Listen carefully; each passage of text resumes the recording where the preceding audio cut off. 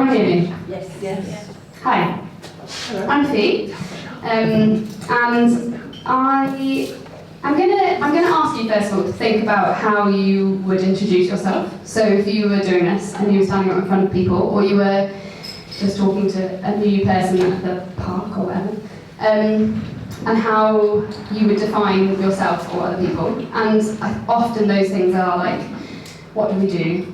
So I'm a paediatric nurse. Where do we live? I live in Swansea. Who are we connected to? I'm married, I've got 2 kids.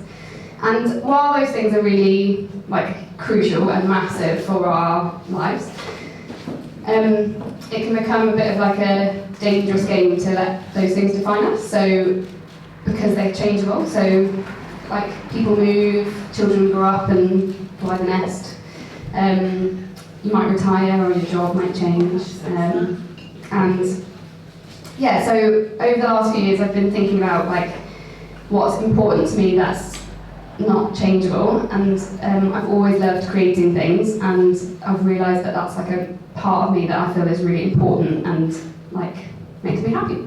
So I didn't do a PowerPoint because I don't like PowerPoints and I don't have a computer. So I did a flip chart, and I'm sorry because you probably won't be able to see it, but my talk's on creativity as self-care. So basically, instead of asking people what they do and all that stuff, I want to know what people love doing and challenge you to take that away. So if you're meeting new people, ask them what is it that they love doing, and I'm sure that they do love spending time with their family and doing their job, hopefully, but also other things that make them who they are. That's more interesting. So self-care is really important, and there's loads of different parts to it. It might be about keeping yourself healthy, or giving yourself a little pamper every now and then. But for me, it's more about what makes my soul sing, or what makes me really happy, when I'm just going through the mundaneness of life.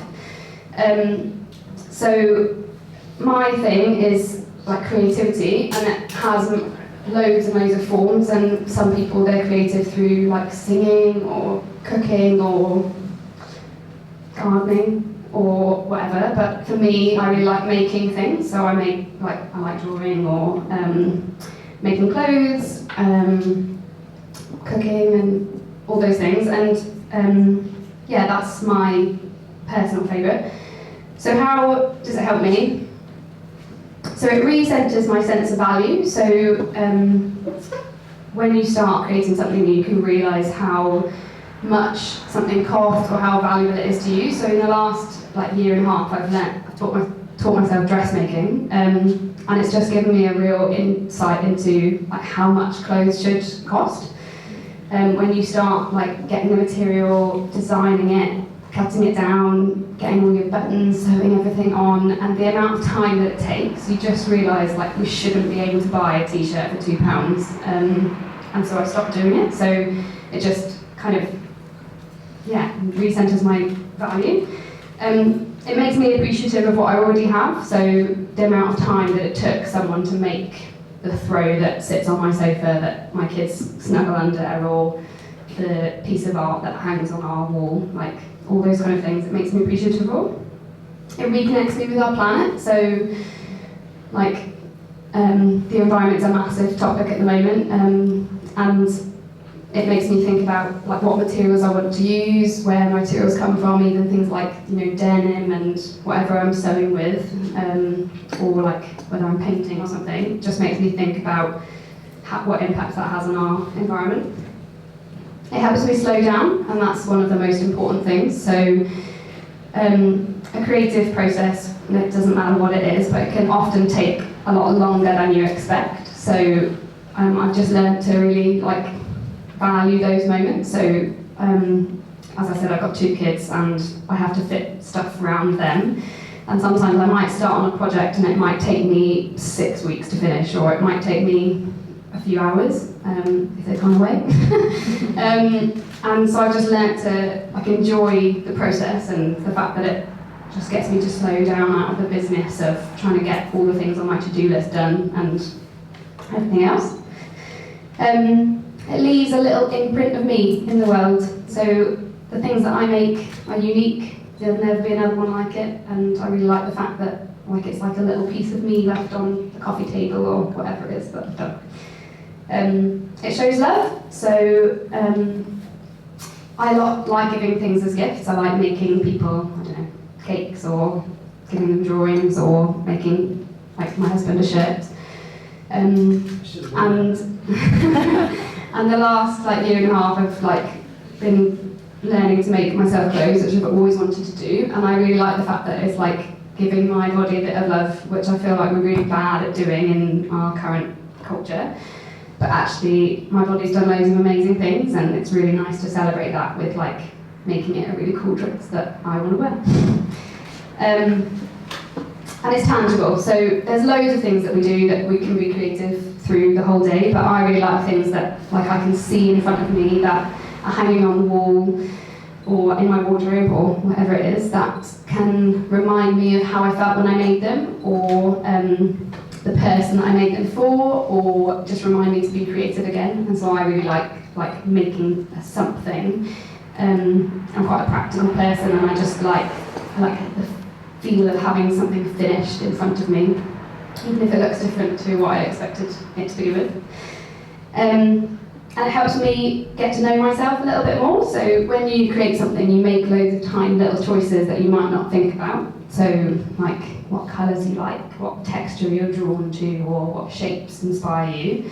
And when you kind of think about those things, it just gives you a little insight into who you are.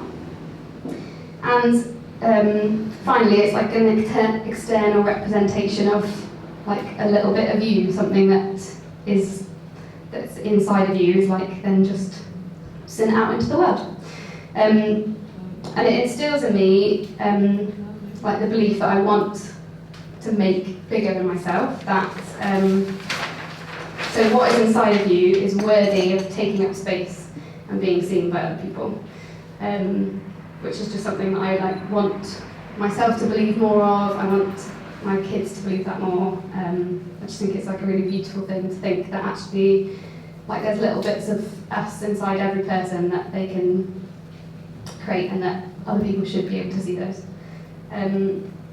So if you think about, it's a bit counterintuitive, but I'm a very self-conscious person. The idea of standing up and giving a talk in front of loads of people about being creative is ridiculous, because there's lots of people that could definitely do it better or could be more qualified to do it.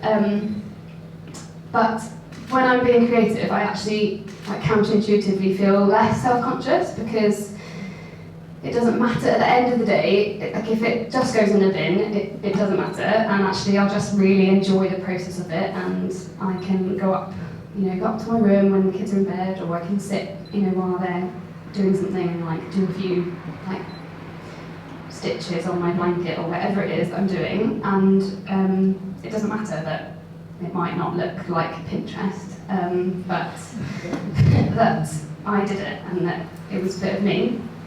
And if we think about creativity as children do, if you gave a bunch of kids some colouring pencils and some paper, they wouldn't stand there and say, "Oh, I'm not artistic," or "I couldn't possibly do that because Sheila down the road might think I'm an idiot," or "Oh, I don't have the skill set." They just go, "Oh, colouring pencils, great, let's scribble on the sofa," that my toddler did the other day.